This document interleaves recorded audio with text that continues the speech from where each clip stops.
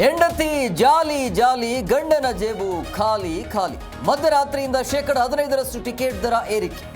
ಜೇಬು ಸುಡಲಿದೆ KSRTC BMTC ticket ದರ.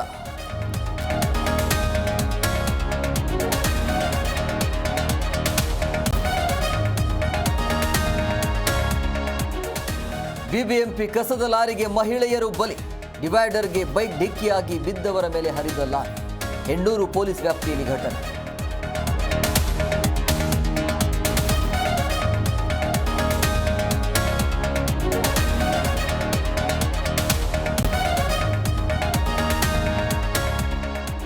Centring ಮರ ಬಿದ್ದು ಬಾಲಕಿ ಸಾವು. ತೇಜಸ್ವಿನಿ ಸ್ಕೂಲ್ ಮುಗಿಸಿಕೊಂಡು ಬರುವಾಗ ದುರಂತ. ವಿವಿಪುರಂ ಪೊಲೀಸ್ ಠಾಣಾ ವ್ಯಾಪ್ತಿಯಲ್ಲಿ ಘಟನೆ.